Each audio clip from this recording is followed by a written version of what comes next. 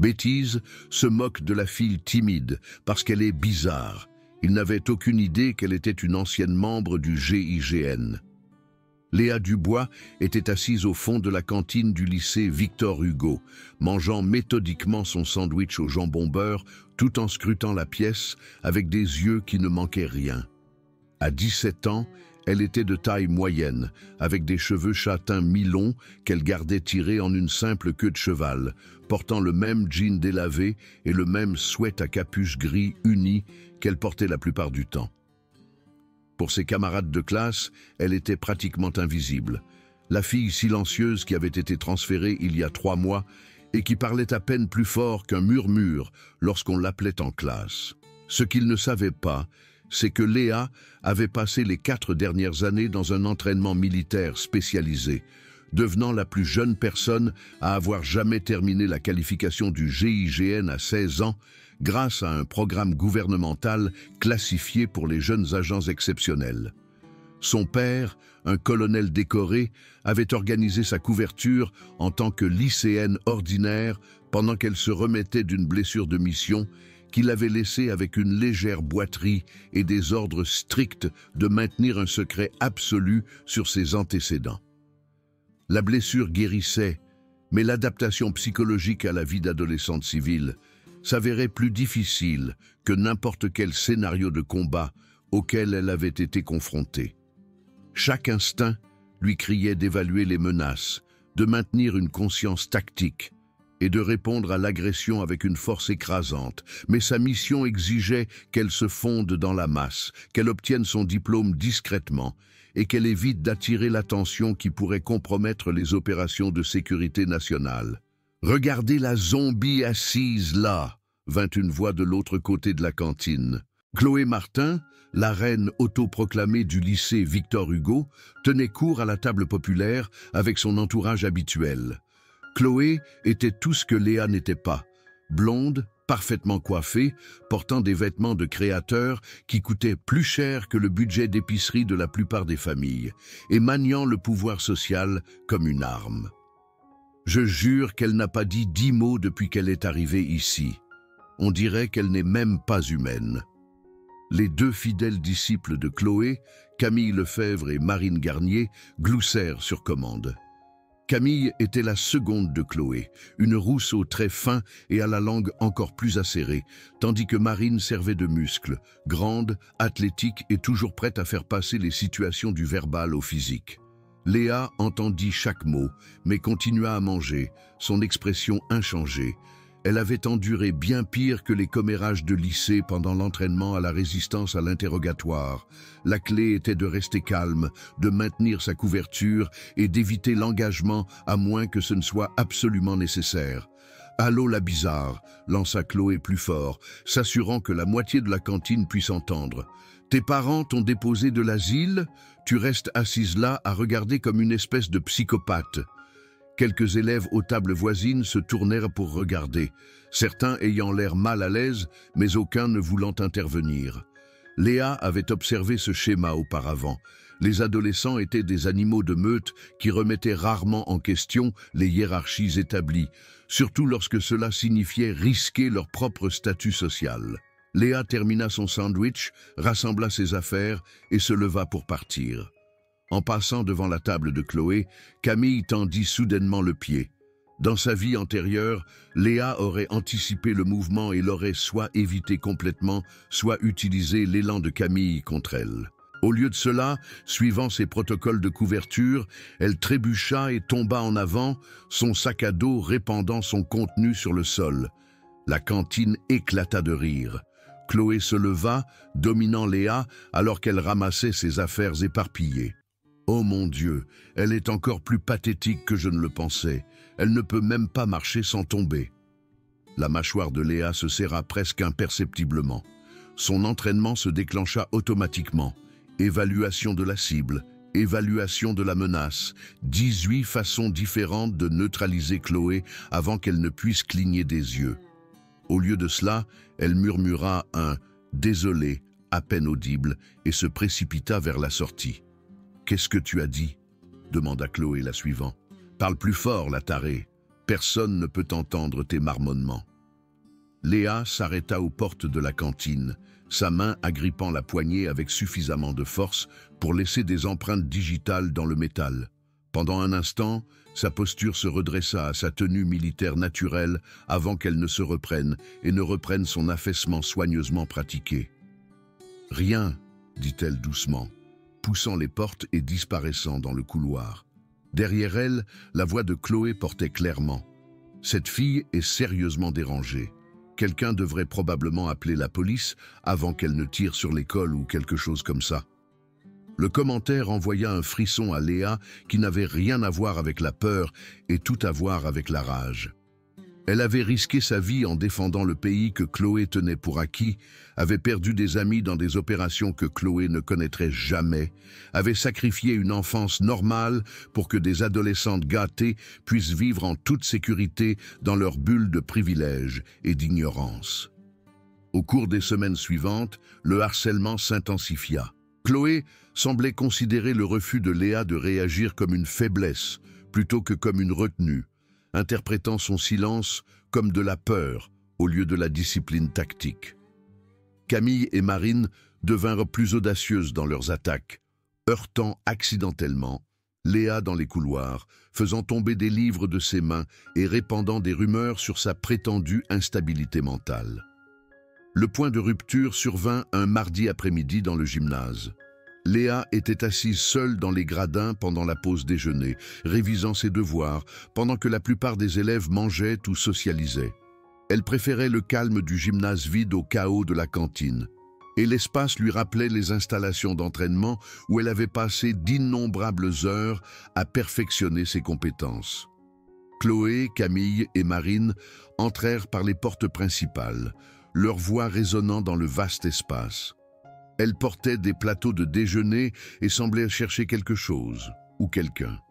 « La voilà », annonça Chloé, pointant Léa du doigt. La psychopathe résidente de l'école, cachée dans sa grotte. Léa ne leva pas les yeux de son manuel, mais sa vision périphérique suivit leurs mouvements alors qu'elle montait les gradins vers elle. 3 hostiles approchant d'en bas, pas de renfort, plusieurs voies d'évacuation disponibles, accès aux armes limité aux objets improvisés. L'évaluation tactique se déroula automatiquement dans son esprit même lorsqu'elle essayait de la supprimer.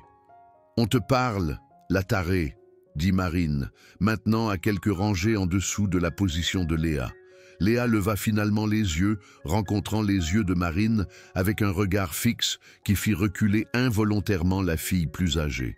« Je vous ai entendu. »« Alors réponds quand on te parle, » rétorqua Chloé se rapprochant. « Tu penses que tu es meilleur que nous? C'est pour ça que tu restes assise ici seule comme une espèce de rejetée?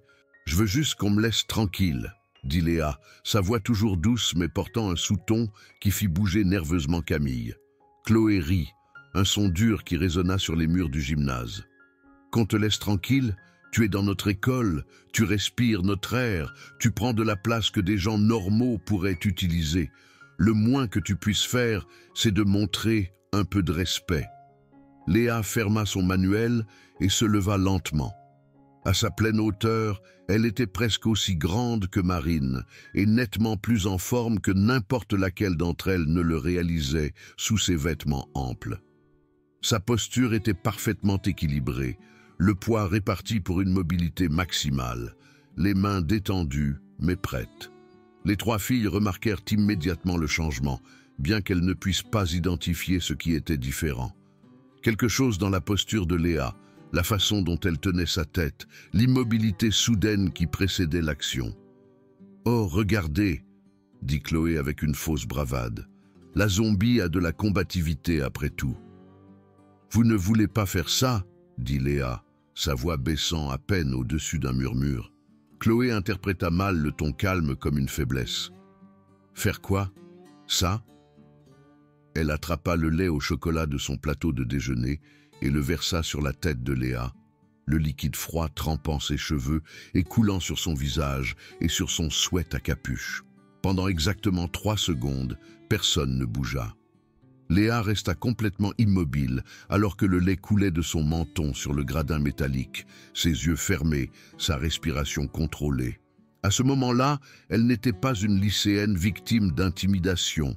Elle était un agent entraîné qui venait d'être agressé par des civils hostiles. Quand ses yeux s'ouvrirent, ils étaient différents. L'adolescente incertaine et renfermée avait disparu.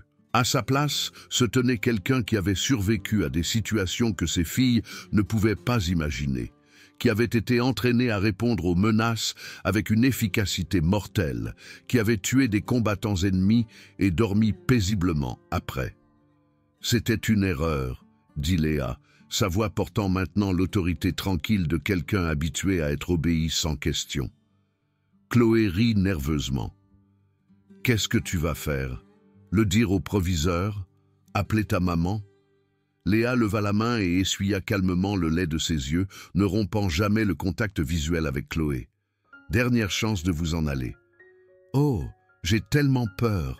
se moqua Chloé, se tournant vers ses amis pour obtenir du soutien. « La tarée va !» Léa bougea. Son premier pas réduisit la distance entre les rangées de gradins en un seul mouvement fluide. Son deuxième pas la planta directement devant Chloé, à l'intérieur de l'espace personnel de la fille, assez près pour que Chloé puisse voir des éclats d'or dans les yeux bruns de Léa et sentir le savon à usage militaire qu'elle utilisait encore. Chloé essaya de reculer et trébucha, tombant sur le siège du gradin. Camille et Marine bougèrent pour flanquer Léa, mais elles suivaient déjà leur position, calculant les angles et les temps de réponse avec la précision de quelqu'un qui avait fait cela dans des situations de vie ou de mort. « Vous voulez savoir ce que je vais faire ?» demanda Léa, sa voix toujours douce mais portant maintenant une menace indubitable.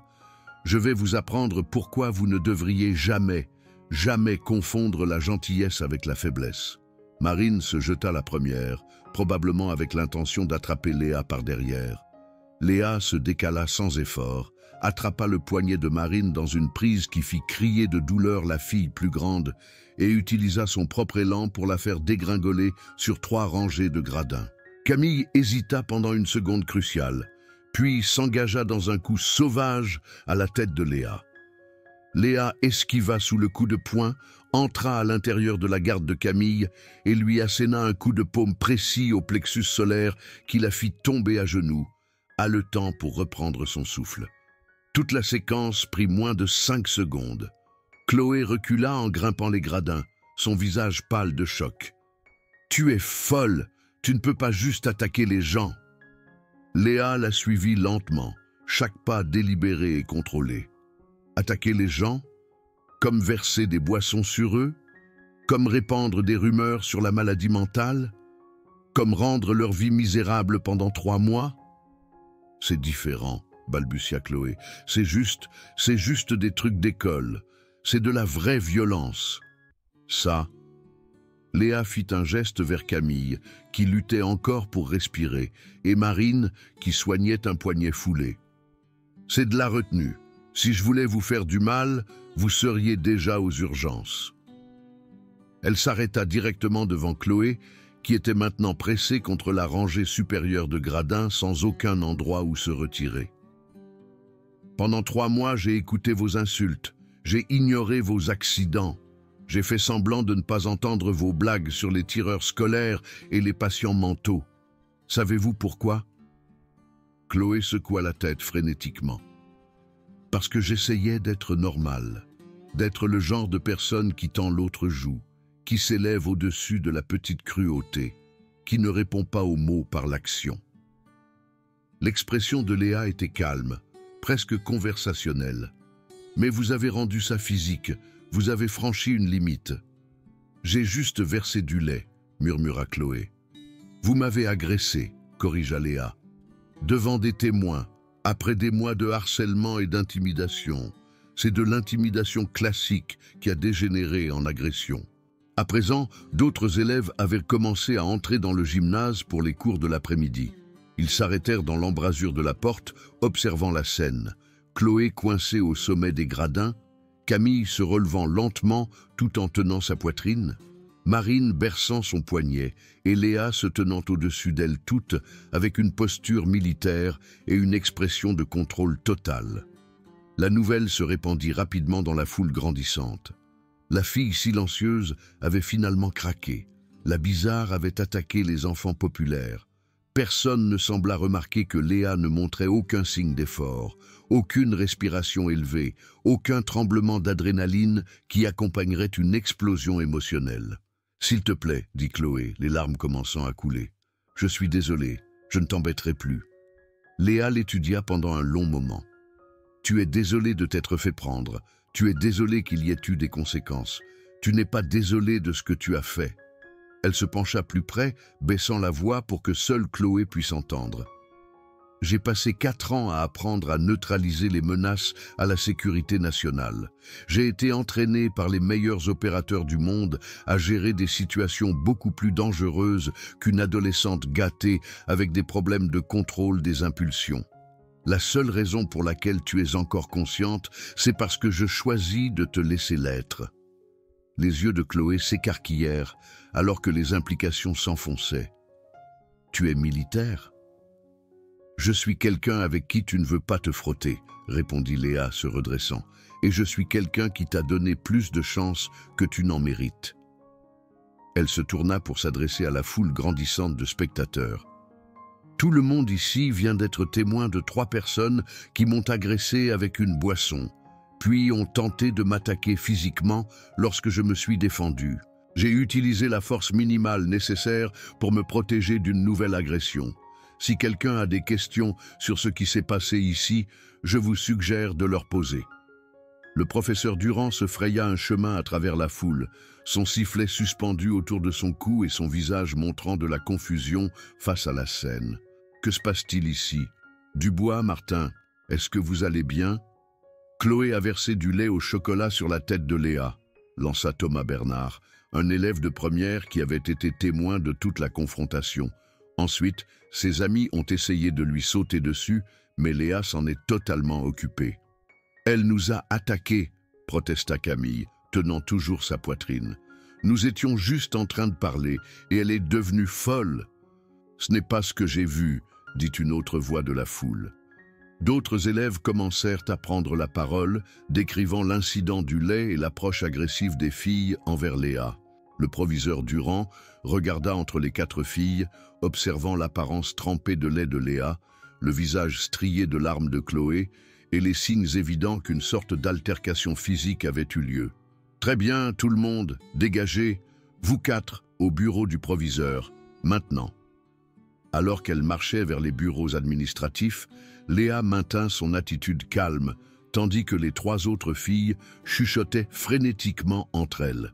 Elle pouvait entendre des fragments de leur conversation, des discussions sur l'appel aux parents, des menaces de poursuites judiciaires et des tentatives de plus en plus désespérées de construire un récit qui les dépeignait comme des victimes. Le proviseur Lemaire était un homme juste dans la 50aine qui avait traité des conflits d'adolescents pendant plus de 2 décennies. Il écouta attentivement chaque fille donner sa version des faits, prenant des notes et posant des questions de clarification. Quand ce fut le tour de Léa, elle parla calmement et précisément, décrivant les mois de harcèlement, les incidents croissants et la confrontation finale avec un détachement clinique.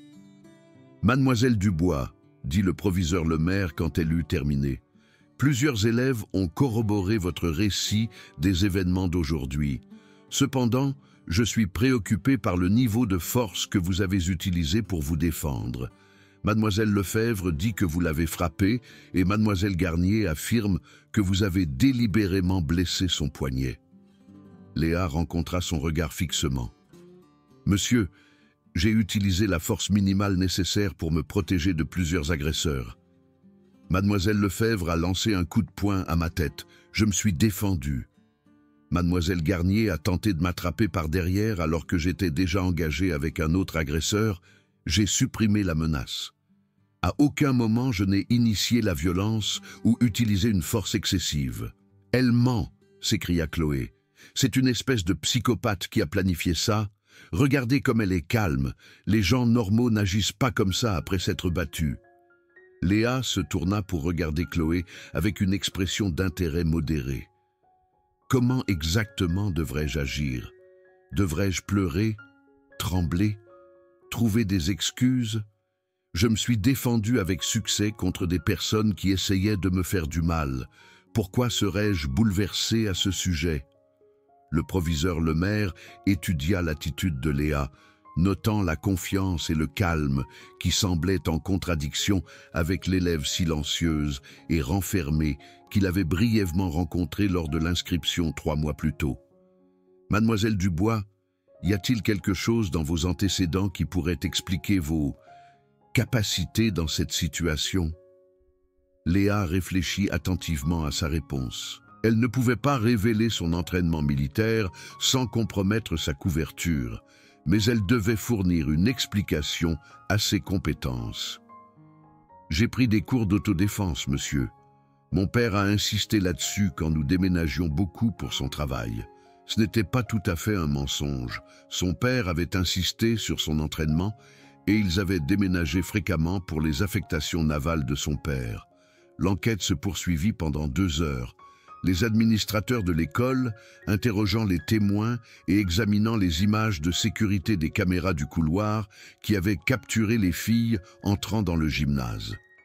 À la fin, les faits étaient clairs. Chloé, Camille et Marine avaient délibérément recherché Léa, avaient initié un contact physique en lui versant du lait dessus, puis avaient tenté de l'agresser physiquement lorsqu'elle s'était défendue.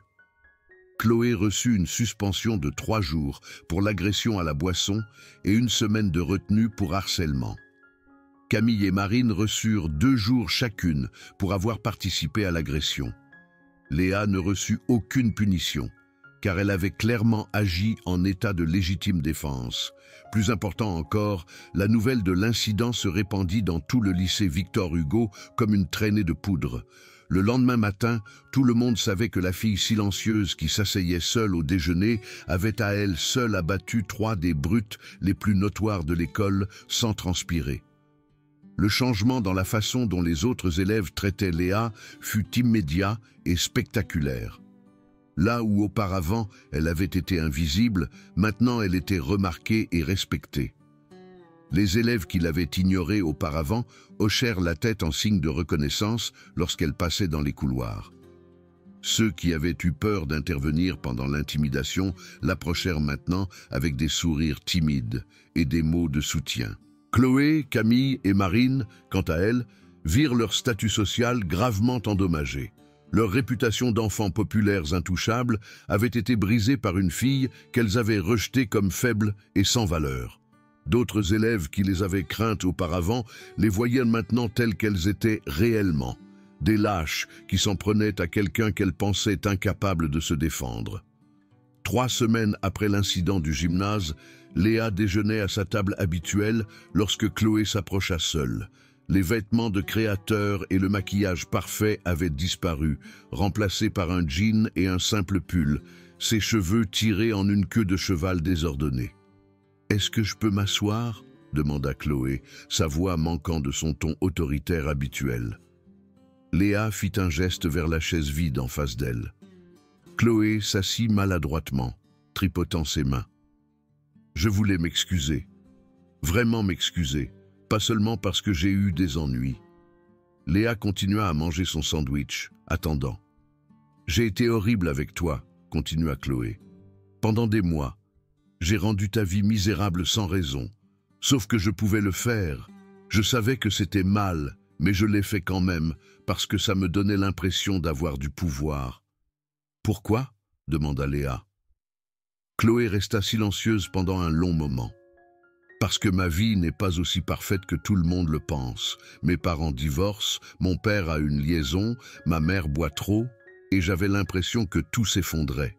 M'en prendre à toi me donnait l'impression d'avoir le contrôle sur quelque chose. » Léa étudia le visage de Chloé, notant la détresse et la honte authentiques dans son expression. « Ça n'excuse pas ce que tu as fait. »« Je sais, » dit rapidement Chloé. « Je n'essaie pas de trouver des excuses. Je voulais juste que tu saches que ce n'était pas vraiment à propos de toi. Tu ne méritais rien de tout ça. »« Non, je ne le méritais pas. » acquiesça Léa. « Est-ce que tu pourras un jour me pardonner ?» demanda Chloé. Léa réfléchit à la question. Dans sa vie antérieure, les ennemis étaient neutralisés, pas pardonnés. Mais sa mission actuelle exigeait qu'elle navigue dans la dynamique sociale civile, et elle apprenait encore les règles de ce type de guerre différent. « Je peux te pardonner, » dit finalement Léa, « mais ça ne veut pas dire que nous sommes amis. Ça n'efface pas ce qui s'est passé, ça veut juste dire que je choisis de ne pas garder de colère à ce sujet. » Chloé hocha la tête, les larmes commençant à se former dans ses yeux. « C'est plus que ce que je mérite. » « Oui, c'est le cas, » acquiesça Léa d'un ton pragmatique. Après le départ de Chloé, Léa resta seule avec ses pensées. La confrontation dans le gymnase avait été un tournant, non seulement dans la façon dont les autres la voyaient, mais aussi dans la façon dont elle se voyait elle-même. Pendant 4 ans, elle s'était définie entièrement à travers son entraînement et son service militaire. Être forcée de supprimer cette identité et de vivre comme une adolescente normale l'avait laissée se sentir perdue et diminuée. Mais l'incident lui avait appris quelque chose d'important. La force n'était pas seulement une question de capacité physique ou d'entraînement tactique. La vraie force, c'était de savoir quand se battre et quand faire preuve de retenue, quand révéler son pouvoir et quand le garder caché, quand punir et quand pardonner. Elle avait passé des mois à se laisser victimiser parce qu'elle pensait que c'était nécessaire pour sa couverture. Mais il y avait une différence entre se fondre dans la masse et devenir une victime. Elle pouvait être silencieuse sans être faible, pouvait éviter l'attention sans accepter les abus. Au fur et à mesure que l'année scolaire avançait, Léa trouva sa place au lycée Victor Hugo. Elle n'était pas populaire au sens traditionnel du terme, mais elle était respectée. Les élèves savaient qu'il valait mieux ne pas la chercher, mais ils savaient aussi qu'elle n'abuserait pas de la peur qu'elle pouvait inspirer. Elle aida les jeunes élèves qui étaient victimes d'intimidation, utilisant sa réputation pour dissuader les agresseurs et ses compétences pour enseigner des techniques d'autodéfense de base. Les enseignants commencèrent également à la remarquer, reconnaissant l'intelligence et la maturité qu'elle avait auparavant gardées cachées. Ses notes, qui avaient été délibérément moyennes pour maintenir sa couverture, commencèrent à refléter ses capacités réelles. Les recruteurs universitaires commencèrent à s'intéresser à elle, bien qu'ils n'aient aucune idée qu'ils courtisaient quelqu'un qui avait déjà servi son pays avec distinction. Le dernier jour d'école, Léa était assise au même endroit dans la cantine où le harcèlement avait commencé des mois plus tôt. Le lycée Victor Hugo bourdonnait de l'énergie des élèves qui attendaient avec impatience les vacances d'été, mais les pensées de Léa étaient tournées vers l'avenir. Sa mission de couverture était presque terminée, sa blessure avait complètement guéri et bientôt elle retournerait au service actif. Certains aspects de la vie civile lui manqueraient, la normalité, la simplicité des préoccupations adolescentes, le luxe de s'inquiéter des devoirs au lieu des missions de vie ou de mort. Mais elle avait appris de précieuses leçons sur la force, la retenue et le courage nécessaires à la fois pour se battre et pour pardonner. Chloé apparut à sa table une dernière fois tenant une carte de fin d'études. « Je voulais te donner ça », dit-elle, la posant soigneusement. Léa ouvrit la carte pour trouver un message simple. « Merci de m'avoir appris qu'être fort ne signifie pas blesser les autres. Merci de m'avoir montré de la miséricorde quand je ne le méritais pas. Merci de m'avoir rendu meilleur. » Sous le message se trouvait la signature de Chloé, suivie d'une post-scriptum. « Je ne sais toujours pas qui tu es vraiment, mais je sais que tu es quelqu'un de spécial. » Léa leva les yeux pour trouver Chloé, la regardant avec un petit sourire triste. « Tu vas partir, n'est-ce pas? Pas seulement pour l'été, vraiment partir. » Léa hocha légèrement la tête. « Je le pensais, tu n'as jamais semblé appartenir ici. Pas parce que tu étais bizarre ou mauvaise, mais parce que tu étais... » Chloé chercha les bons mots. « Tu étais quelque chose de plus que ce que cet endroit pouvait contenir. »« Prends soin de toi, Chloé, » dit Léa, le pensant vraiment. « Toi aussi. » Et Léa, Quoi que tu sois vraiment destiné à faire de ta vie, tu vas être incroyable. » Alors que Chloé s'éloignait, Léa réfléchit à la vérité inattendue de ces mots. Elle avait passé des mois à considérer sa mission au lycée comme un exil de sa vraie vie, mais elle l'avait en fait préparée aux défis à venir. Diriger des hommes et des femmes au combat exigeait le même équilibre de force et de retenue qu'elle avait appris en traitant avec des brutes adolescentes. Protéger les innocents signifiait comprendre la différence entre la justice et la vengeance. Être une vraie guerrière signifiait savoir quand ne pas se battre. La cloche sonna, signalant la fin de la journée scolaire et la fin de son temps au lycée Victor Hugo. Léa rassembla ses affaires et se dirigea vers la sortie, passant devant le gymnase où elle avait prouvé sa force, devant la cantine où elle avait montré sa retenue, devant les couloirs où elle avait appris que parfois, la plus grande victoire est de choisir de ne pas détruire ses ennemis quand on a le pouvoir de le faire. Elle était entrée au lycée Victor Hugo comme une soldate blessée prétendant être une adolescente normale. Elle partait comme quelque chose de plus précieux, une guerrière qui comprenait que la vraie force ne vient pas de la capacité à infliger des dommages, mais de la sagesse de savoir quand la miséricorde sert mieux la justice que la vengeance. Les brutes avaient fait une erreur en la ciblant, mais ce faisant, elles avaient involontairement contribué à créer quelque chose de plus dangereux qu'elles n'auraient pu l'imaginer. Une protectrice qui combinait des compétences mortelles avec une retenue morale, quelqu'un qui se battrait si nécessaire, mais qui comprenait que les plus grandes batailles sont souvent gagnées sans donner un seul coup de poing. Alors que Léa sortait du lycée Victor Hugo pour la dernière fois, elle emportait avec elle la connaissance qu'elle était prête pour toute mission qui l'attendait ensuite. Elle avait appris à être assez forte pour se battre et assez sage pour pardonner. Et dans un monde plein de menaces, cette combinaison la rendait vraiment imparable.